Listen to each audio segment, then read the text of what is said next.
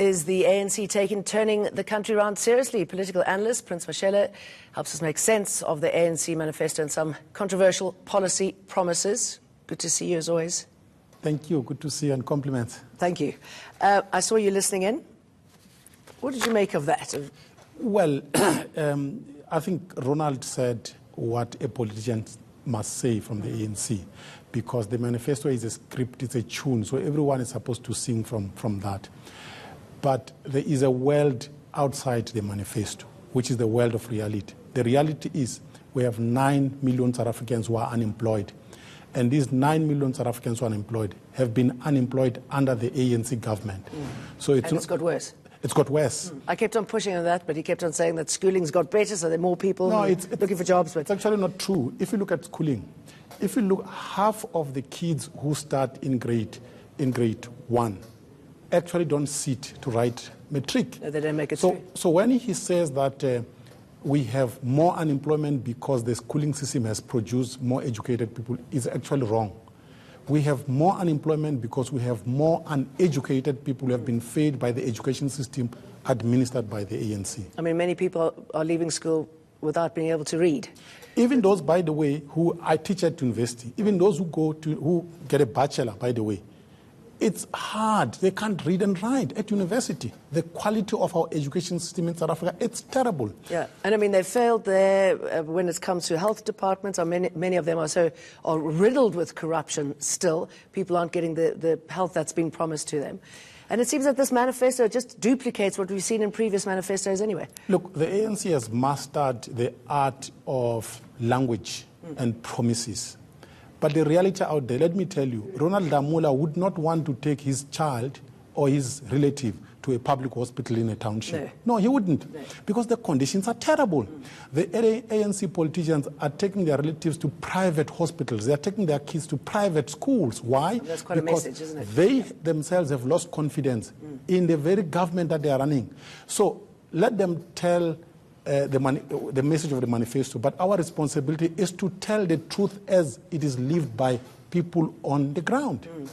All right, let's hear what was said about the economy and what's going to be done to improve it under the ANC. At this point in time, we want to mobilize more investments into our economy so that both government and business should increase their level of investment in our economy. We have a plan to ensure that investment can improve. We have a plan to raise 1.3 trillion rand in new investments over the next 5 years. Prince, where's it going to come from? Here's the thing. It won't come. Even if it were to come, by the way, the government would be embarrassed. Eskom cannot provide electricity. So if you were to get investment flowing into South Africa, where would the electricity come from? Eskom owes the world almost R500 billion. So you cannot invite investors when you can't provide electricity. We are battling with load shedding. That's number one. Number two, we have no skills. So the reason why the investors all over the world are flocking into the East, are flocking into China, are flocking into places like South Korea, it is precisely because those people have been able to fix their public education system. So we can't compete with them in terms of skills. And their money is safer there, clearly. Exactly. Now, the third thing is this. The manifesto talks about skills development, glibly. But the thing about skills development, to produce an engineer, it takes years. So in 5 years, there's absolutely no way the ANC is going to produce a mass of skills. It's not possible. The ANC is not a magical organization. And also they say at the same time that they're going to push Eskom to operate with renewable energy. I mean, if you look at the massive investments in coal and coal mining, you wonder if this is going to lead to a collision course with the unions. It will lead into a collision course with the union. But also, Eskom generates 90% of its energy from coal. It's a reality of the structure of our energy system. So the thing about renewable energy is an aspiration, but it's not going to happen over time. It will take a lot of investment, but of course it will have to be negotiated with unions. An investment that message of Jacob Zuma and Cyril Ramaphosa standing together? I know obviously that's to try and show that there's some sort of unity in the party, but is that what investors want to see? The thing about Jacob Zuma standing side by side with Cyril Ramaphosa had nothing to do with South Africans. It had to do with divisions in the ANC. So what the ANC was trying to do, because Cyril Ramaphosa knows that he's very weak in KwaZulu-Natal. So he needed Jacob Zuma to stand beside him so that he is accepted by members of the ANC in KZN. But here is the thing about it.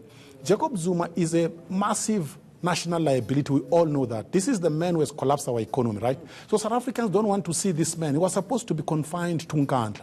So the more we see him cutting ANC cakes, the more we actually doubt the message of renewal that Cyril Ramaphosa is trying to send. I mean, that's exactly what I'm saying, because it's a real, this is what I say, but actually this is somebody I'm relying on.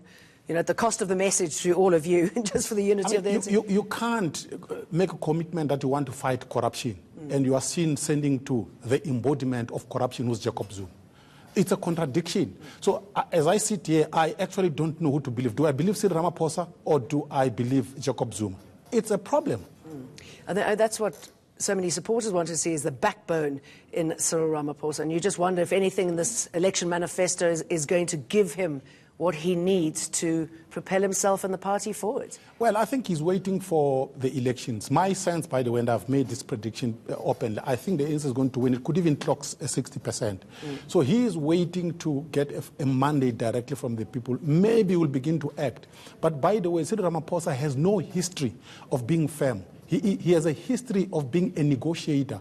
Negotiators are not firm. Negotiators actually, they dance on eggs. So I think that people who are expecting that Cyril Ramaphosa will ever be firm, I think they'll be disappointed. This man is a negotiator.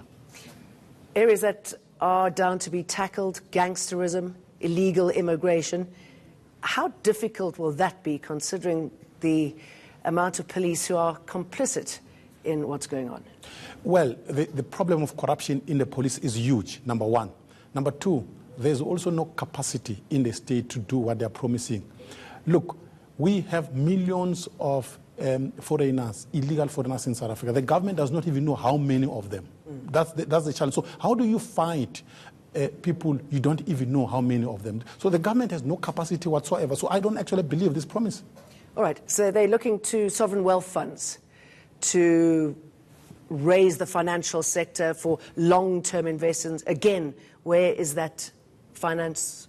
Where are the finances going to come from? Yeah, in the first place, these people, I don't think they understand what is a sovereign wealth fund. Number one, we already have finance institutions that are under the control of the state.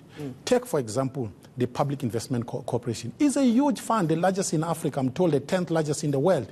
Why is it that the ANC government has not used the PIC strategically to unlock economic potential in South Africa? They haven't.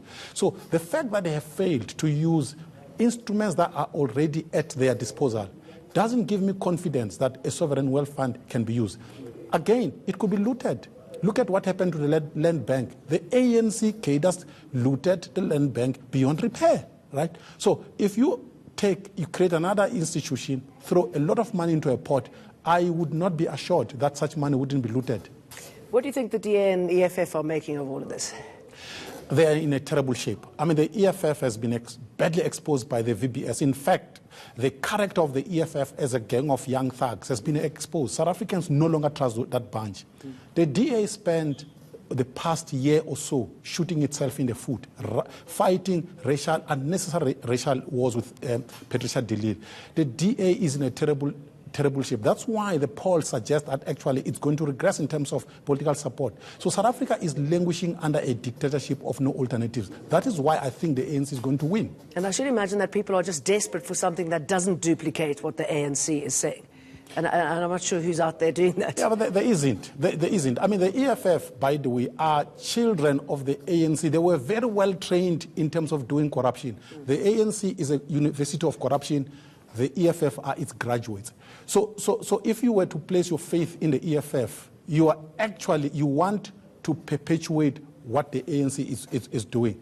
The DA has not proven itself that is an alternative. It is actually battling to govern itself as we speak. So South Africans this election is going to be a tough one because people are going to drag themselves not knowing. We are actually faced with a choiceless choice. Well, it was always good to speak to you, Prince Mashele. Thank you very much. My pleasure. Coming up, the dodgy agents that promise work permits which often lead to time in foreign prisons.